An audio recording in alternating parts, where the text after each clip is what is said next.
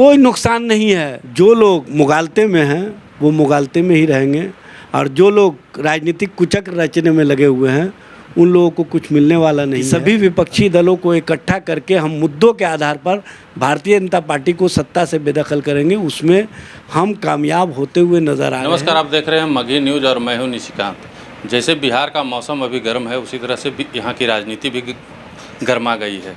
अभी सरकार के मंत्री संतोष कुमार सुमन ने इस्तीफा दे दिया है और महागठबंधन में बड़ी टूट हो गई है। हमारे साथ बात करने के लिए मौजूद हैं राजद के प्रवक्ता एजाज अहमद जी। सर, महागठबंधन में टूट हो गई? कहाँ कोई टूट है, स्पष्ट रूप से महागठबंधन मजबूत हो रहा है।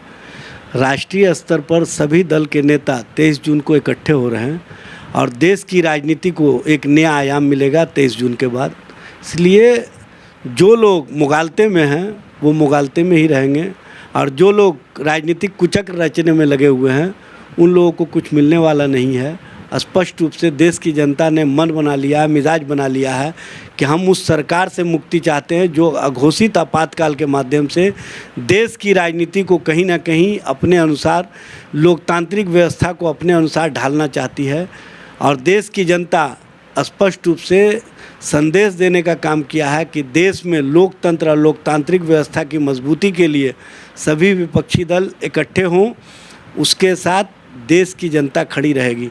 और जनता की आकांक्षा के अनुरूप जो हमने 9 अगस्त 2022 को बिहार में विपक्षी दलों की एका का संकल्प को मजबूत किया और नफ़रत के ख़िलाफ़ मोहब्बत की राजनीति को जो आयाम दिया, वो कहीं ना कहीं कर्नाटक होते हुए राष्ट्रीय स्तर तक पहुंच गया है। माननीय मुख्यमंत्री नीतीश कुमार जी और माननीय उप मुख्यमंत्री तेजस्वी प्रसाद यादव जी का जो संकल्प है कि सभी विपक्षी दलों को इकट्ठा करके हम मुद्दों के आधार पर भारतीय जनता पार्टी को सत्ता से बेदखल करेंगे, उसमें हम कामयाब होते हुए नज़र आ रहे हैं। इसीलिए भाजपा खेमे में बेचैनी है, और बेचैनी और बौखलाहट में कुछ ना कुछ तो प्रलाप करेगा, कुछ ना कुछ तो वैसा कार्य करेगा जिससे उसकी बेचैनी कम हो। लेकिन भारतीय जनता पार्टी गलतफहमी में है, उनकी अब बेचैनी और बढ़ेगी।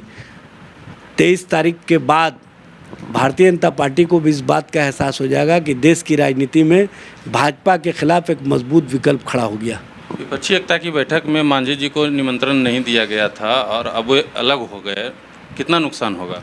देखिए, वो तो मेज़बान थे, अब मेज़बान को निमंत्रण नहीं दिया जाता है, मेहमानों को निमंत्रण दिया जाता है। उन्होंने तो कहा था कि हमको निमंत्रण नहीं। भाई, अब वो क्या बोलते हैं, क्या मिजाज बना लिए हैं, ये वो जाने। लेकिन एक बात समझ लीजिए, देश की राजनीति और देश की राजनीति को मजबूत करने में बिहार ने जो संदेश दिया है उसको देश ने भी सुना है। इसलिए देश की राजनीति का अगर कोई आकार और आधार बन रहा है तो वो बिहार की राजनीति का मॉडल बन रहा है। इसलिए कुछ लोग बेचैनी में हैं और उस बेचैनी का परिणाम उनको स्पष्ट रूप से 2024 के चुनाव परिणाम से स्पष्ट रूप से दिखेगा। कितना नुकसान होगा? कोई नुकसान नहीं है, चूँकि 2 धारा है देश में। एक है जो लोकतंत्र और लोकतांत्रिक व्यवस्था को बचाने वाली, मजबूत करने वाली धारा, दूसरी धारा है जो लोकतंत्र और लोकतांत्रिक व्यवस्था को कहीं ना कहीं अपने अनुसार, अपने लोगों के अनुसार ढालना चाहती है और अघोषित आपातकाल की स्थिति बना करके सारी प्रक्रिया को ठप कर देना चाहती है। उसके खिलाफ देश की जनता ने मजबूत गोलबंदी बना लिया और उस मजबूत गोलबंदी का परिणाम 23 जून के बैठक के बाद आपको स्पष्ट रूप से दिखेगा। हम पार्टी के प्रदेश अध्यक्ष प्रफुल्ल मांझी ने साफ तौर पर कहा है कि नीतीश कुमार उन पर दबाव बना रहे थे पार्टी को मर्ज करने का, और हमने अपना फैसला कर लिया है। देखिए, वो फैसला कर लिए हैं वो जाने, लेकिन एक बात तो समझना होगा, दबाव जो बना रहे थे भाई, एक बात समझना होगा कि नीतीश जी ने या महागठबंधन के सभी पार्टियों ने जितना मांझी जी को सम्मान दिया, जितना मांझी जी को आगे बढ़ाने में कहीं ना कहीं इनकी भूमिका रही है, वो स्पष्ट रूप से दिख रही है। मांझी जी को राष्ट्रीय जनता दल ने उनके पुत्र संतोष सुमन जी को MLC बनाया 2018 में, सबको पता है। जबकि उनके पास उस समय एक विधानसभा के सदस्य थे, सिर्फ मांझी जी, उसके बावजूद भी हमने MLC दिया।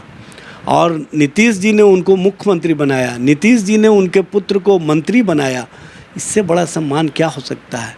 और आपको हमेशा सम्मान के भाव से पूरे महागठबंधन के नेताओं ने देखा, लेकिन आप स्वार्थ और स्वार्थ से अभिभूत होकर के अगर किसी के राजनीतिक ट्रैप में फंसते हैं तो उससे आपका नुकसान होगा।